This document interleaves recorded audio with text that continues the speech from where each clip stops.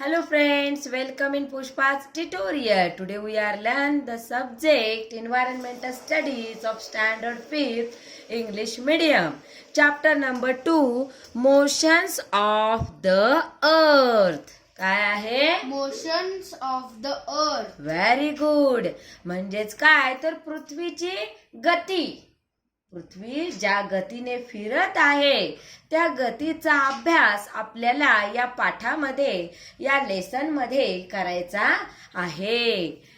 The top turns around itself. आता तुम्ही एक भवरा घेतला. हा बघा इथे एक भवरा दिलेला आहे, बरोबर की नाही? भवरा काय करतो? हा जो आपला एक्सिस आहे, हा मधला जो एक्सिस आहे या एक्सिस भोवती फिरत असतो, बरोबर? म्हणजेच तो स्वतः भोवतीच फिरत असतो. Yes ma'am. The top turns around itself. Any object that turns about itself actually turns around a certain imaginary line. कोणताही ऑब्जेक्ट की जो स्वतः भोवती फिरत असतो तो ऍक्च्युली म्हणजेच खरोखर आपल्या एका एक्सिस भोवती फिरत असतो. आता ह्या टॉपचा बघा, हा मधला त्याच्या सेंटर मधून जाणारी एक लाईन आहे, याला काय म्हणतात? एक्सिस. काय म्हणतात याला? एक्सिस. एक्सिस. की ह्या इमॅजिनरी लाईनच्या भोवती हा भवरा फिरत असतो. The turning of an object around itself is called rotation. काय म्हणतात यालाच? Rotation. And the imaginary line around which it rotates is called the axis of its rotation. म्हणजेच काय, जर अशा एक्सिस भोवती एखादी गोष्ट फिरत असेल तर त्याला म्हटलं जातं रोटेशन आणि त्या एक्सिसला म्हटलं जातं एक्सिस ऑफ रोटेशन. कळालं तुम्हाला? Yes ma'am. पुढे you will see that the plumb line and the earth's axis are at an angle to each other. That is the earth axis in incline. आता बघा इथे आपल्याला हा ग्लोब दिलेला आहे. काय म्हणतात याला? ग्लोब दिलेला आहे. ह्या ग्लोबलाच बरोबर पॅरलल असा एक व्हर्टिकली हा एक प्लम लाईन धरलेला आहे. ह्याला काय म्हणतात? Plum line. हा प्लम लाईन आपण असा पकडला, हा प्लम लाईन पकडल्यानंतर आपल्याला या ग्लोबची जी ही लाईन आहे ही आडवी आणि ही उभी कशी दिसत आहे? इन्क्लाइन. मग याला म्हणतात एन म्हणजेच नॉर्थ पोल. काय म्हणतात? North pole. एस म्हणजेच साऊथ पोल. साऊथ पोलच्या बाजूकडील जो भाग आहे त्याला म्हणतात सदर्न हेमिस्फिअर. आणि नॉर्थ पोलच्या बाजूकडील जो भाग आहे त्याला म्हणतात नदर्न हेमिस्फिअर. आणि हा जो मधला भाग आहे ना, की जो सदर्न आणि नदर्न ह्या दोघांनाही सेपरेट करतो त्याला म्हणतात इक्वेटर. तर हे आहे आपलं ग्लोब. काय आहे हे? ग्लोब. समजलं का तुम्हाला? Yes ma'am. The earth rotate with its axis incline like this. तर अशा पद्धतीने ही अर्थ म्हणजेच पृथ्वी ही आपल्या एक्सिस भोवती इन्क्लाइन होत असते, फिरत असते. याच्यासाठी एक्सिस कोणता आहे? तर हा globe. The line N S. हा आहे एन, हा आहे एस. N S. काय? N S. In the picture shows the earth axis. हा आपल्याला अर्थचा एक्सिस दाखवतो. It passes through the centre of the earth. तो अर्थच्या सेंटर मधून पास होतो. Is the north pole of the earth and S is the south pole of the earth. समजलं तुम्हाला हे अर्थ सोबत असलेल्या ह्या वेगवेगळ्या गोष्टी? Yes. If a circle were drawn around the surface of the earth exactly in between the north and the south pole, it would divide the earth into two equal parts. हे नॉर्थ पोल आणि south pole काय करतात? आपल्या पृथ्वीला दोन समान भागांमध्ये divide करण्याचा म्हणजेच दुभागण्याचा काम करतात. This imaginary circle is called the equator. या imaginary circleलाच काय म्हणतात? इक्वेटर. का असं करतात? कारण आपली पृथ्वी ही एक्झॅक्टली सर्क्युलर नाही, ती अंडाकृती आहे, लंबगोल आहे, एक्झॅक्टली सर्कल नाही, वर्तुळ नाही, म्हणून त्याला इमॅजिनरी सर्कल असं म्हणतात. काय म्हणतात? Imaginary circle. बरोबर. The two equal parts it makes of the earth are called northern hemisphere and southern hemisphere respectively. आणि हे जे दोन इक्वल पार्ट्स करतात तर त्यातील एका पार्टला म्हणतात सदर्न हेमिस्फिअर आणि दुसऱ्या पार्टला म्हणतात काय? Northern hemisphere. काय म्हणतात? Northern hemisphere. Very good. Try this. आता आपल्याला हा इथे एक छोटासा एक्सपेरिमेंट दिला आहे बघा. काय दिलेलं आहे? Stand a candle in the middle of large table. एक मोठा टेबल घ्या, त्याच्या बरोबर मधोमध काय करा? एक मेणबत्ती लावा. Draw a big circle around the candle.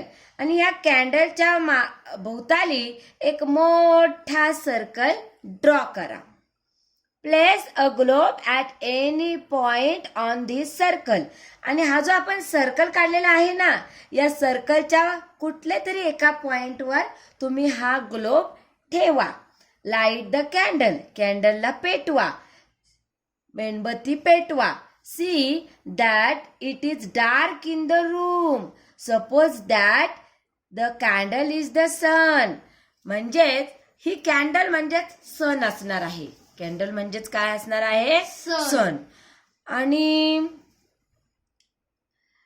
बाकीची लाईट तुम्ही ऑफ करून घ्या. त्या रूमची लाईट, ज्या रूम मध्ये तुम्ही हा टेबल ठेवत आहात त्या रूमची लाईट तुम्ही ऑफ करून घ्या आणि कॅन्डल म्हणजेच मेणबत्ती पेटवा.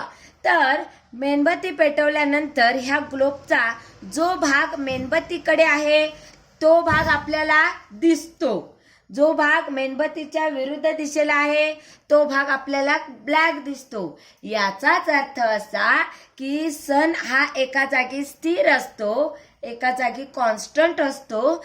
फक्त ही पृथ्वी त्याच्या भोवती फिरत असते, तेव्हा पृथ्वीचा जो भाग त्या सूर्याकडे असतो त्या भागाला दिवस असतो आणि पृथ्वीचा जो भाग त्या सूर्याच्या विरुद्ध दिशेला असतो त्या भागाला रात्र असते. Observe which part of globe gets the sun's light and which ones does not. मग तुम्ही असं करून बघा की ग्लोब तुम्ही पुढे पुढे पुढे पुढे सरकवत नेल्यानंतर कुठल्या भागाला लाईट मिळणार आहे आणि कुठल्या भागाला लाईट मिळणार नाही. त्यावरून तुम्हाला अंदाज येईल की पृथ्वीवर दिवस आणि रात्र कसं होतं. Now, looking at the globe from the direction of the North Pole, turn it anti-clockwise. This is how the Earth rotates. That is, it rotates from west to east. As the Earth rotates, its different parts come into the light of the sun, one after the other, and turn away from it also in the same order. म्हणजे जशी जशी पृथ्वी पुढे पुढे सरकत जाते तसा तसा तिचा त्या मेणबत्तीकडचा भाग देखील पुढे पुढे सरकत जाणार. म्हणजेच काय, जो लाइटेड पार्ट आहे तो चेंज होत जाणार. बरोबर की नाही? तर हे काय करायचंय तुम्हाला घरी करायचं आहे. करणार का तुम्ही? Yes ma'am. केलं तर तुम्हाला दिवस आणि रात्र या संबंधीची संकल्पना स्पष्ट होईल. बरोबर की नाही? येस. आता पुढे बघूया आपण. आणखी एक त्यांनी आपल्याला एक्सपेरिमेंट दिलेला आहे. त्यामध्ये काय सांगितलंय? Stick a red bindi on the globe. ग्लोबवर तुम्हाला काय करायचे आहे? अशी लाल टिकली लावायची आहे. टिकली लावते की नाही आपली मम्मी, मग तिच्याकडून एक टिकली घ्यायची आहे आणि त्या ग्लोबवर लावायची आहे. Set up the previous model of globe and the candle. जशी आपण ही कॅन्डलसाठी अरेंजमेंट केलेली आहे तशीच अरेंजमेंट इथे तुम्हाला करायची आहे. फक्त काय करायचंय? त्या ग्लोबवर टिकली लावायची आहे. Turn the globe anti clockwise. आणि तो जो ग्लोब आहे तो अँटी क्लॉकवाईज तुम्हाला फिरवायचा आहे. Note when it is sunrise, noon and sunset at the location of the बिंदी. मग बिंदीच्या लोकेशनला म्हणजे बिंदीच्या स्थानावर कधी रात्र होईल, कधी उजेड होईल, कधी दुपार होईल, ह्या गोष्टींचा तुम्हाला अंदाज येईल. Day and night on the globe. आता इथे बघा, हा भाग काळा दिसत आहे, येस. म्हणजे इथे काय असणार? रात्र. हा भाग आपल्याला ब्लू दिसत आहे, ग्रीन दिसत आहे, म्हणजे इथे काय असणार? सकाळ. डे. डे. आणि ही बिंदी आहे की जे आपण लोकेशन इथे मार्क केलेलं आहे एक प्रकारे. After one sunrise, note Wien the next one occurs at a bindi. You will see that this happiness when the earth completes one rotation. आता ही जी पोझिशन आहे ही परत एकदा सेम टू सेम कधी येणार? जेव्हा या ग्लोबचा वन रोटेशन कंप्लीट होणार, म्हणजेच एक पूर्ण टर्न कंप्लीट होणार, तेव्हा परत एकदा जशी आता पोझिशन दिसत आहे तशीच पोझिशन आपल्याला या बिंदीची दिसणार. That is when it makes one complete turn around itself. This period of time that the earth takes to complete one rotation is called a day. Day कशाला म्हणतात? म्हणजेच अर्थला एक रोटेशन कंप्लीट करण्यासाठी जी वेळ लागतं त्याला एक दिवस असं म्हणतात. एक दिवस. हा, म्हणजेच काही लक्षात आलं का तुम्हाला? One rotation means one day. 3 rotation means 3 days. 4 rotation means 4 days. मग आपल्या पूर्ण इयरचे डेज किती असतात सांग बरं? 365 days. म्हणजेच अर्थचे रोटेशन किती होणार सांग बरं? 365. Very good. म्हणजेच अर्थ ही 365 रोटेशन जेव्हा करते तेव्हा 365 डेज होतात, because one rotation one day. A day has 2 parts. एका दिवसाला 2 पार्ट्स असतात. कोणते सांग बरं? दिवस दिवस आणि रात्र. रात्र. दिवस आणि रात्रीचा मिळून एक दिवस बनतो, बरोबर की नाही? येस. म्हणजेच the day has 2 parts, day time and night time, और simply day and night. For the purpose of measuring time, we divide the whole day into 24 parts. आपण दिवसाला किती तासांमध्ये डिवाइड केलेला आहे? 24. Very good. Each of which is called an hour. आणि एका पार्टला 1 तास असं आपण नाव दिलं आहे. नाऊ आता इथे ट्राय दिस म्हणजेच काय, आपल्याला एक गोष्ट त्यांनी करायला दिलेली आहे, एक एक्सपेरिमेंट करायला दिलेला आहे. Now move the globe along the circle on the table. आता काय करायचे? हेच करायचे आपल्याला कंटिन्यू. यामध्ये काय करायचे? हा ग्लोब आहे ना, ग्लोबला काय करायचे? फिरवायचे. या सर्कलवर फिरवायचे. As you do this, keep rotating the globe and ensure that the axis does not change its orientation. हे तुम्हाला वारंवार फिरवत राहायचे आणि बघायचे की त्याचं ओरिएंटेशन चेंज होत आहे का.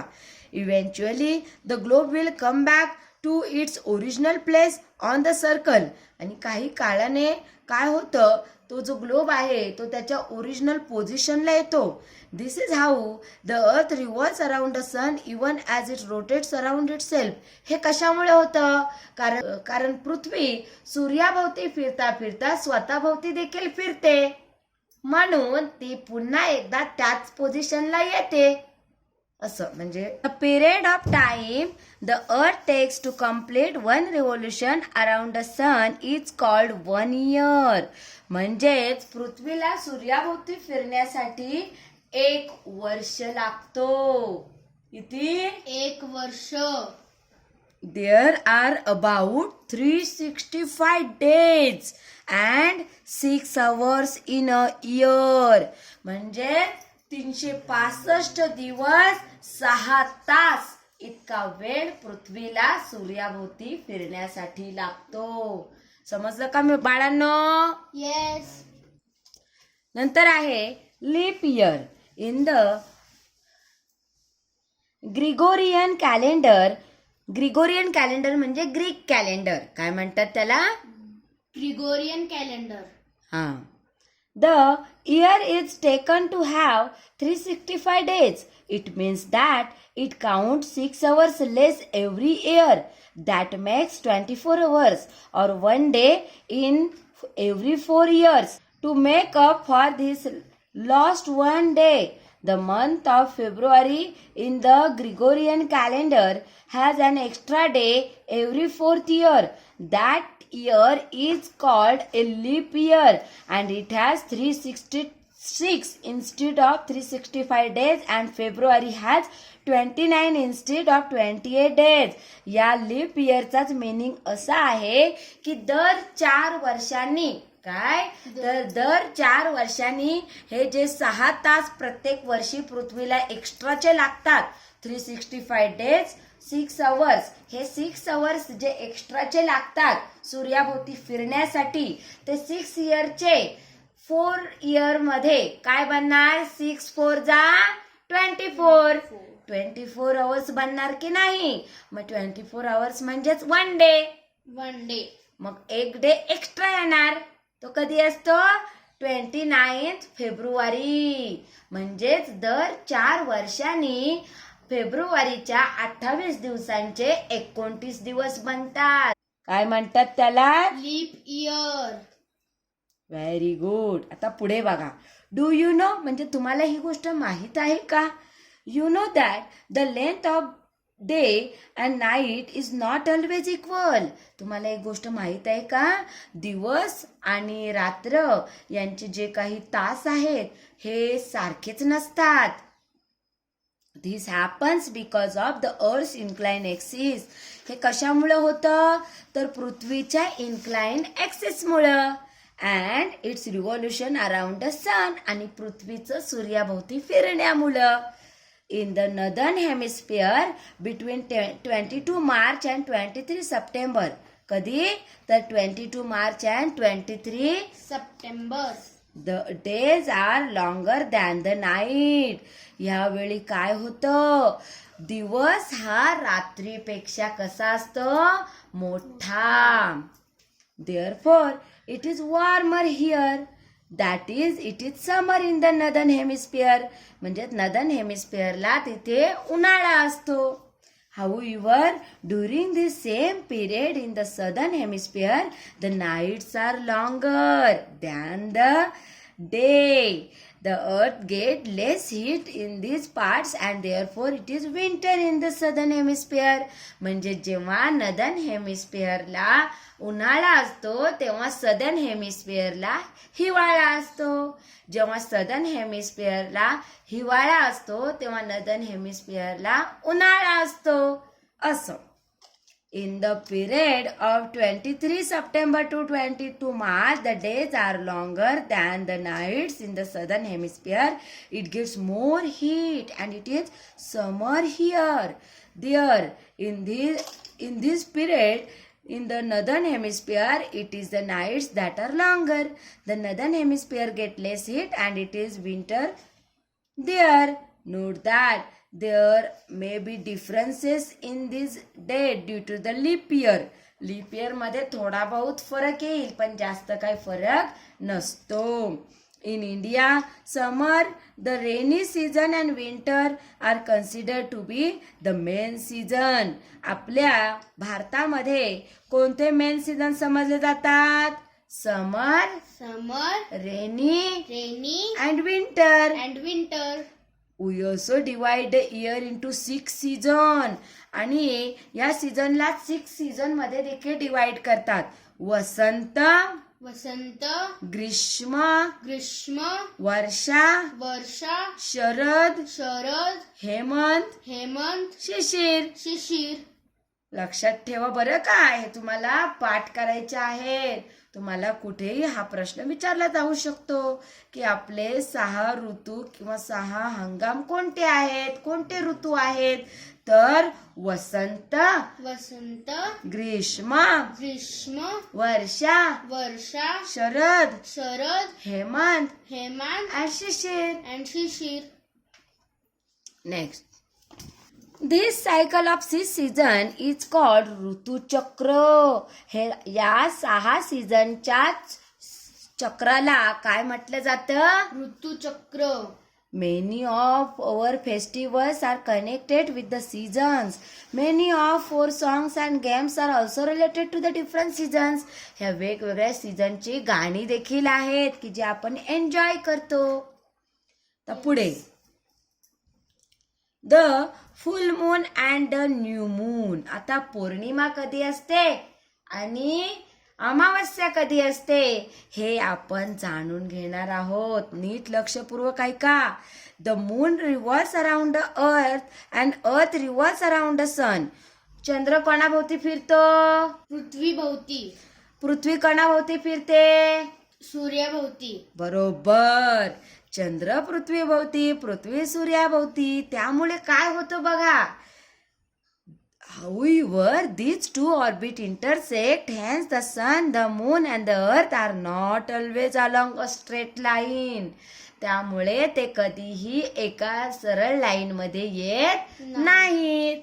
We see half of the moon surface which faces the earth. आपल्याला काय दिसतं? चंद्राचा अर्धा भाग पृथ्वीकडे पाहताना दिसतो. अर्धा भाग, पूर्ण नाही.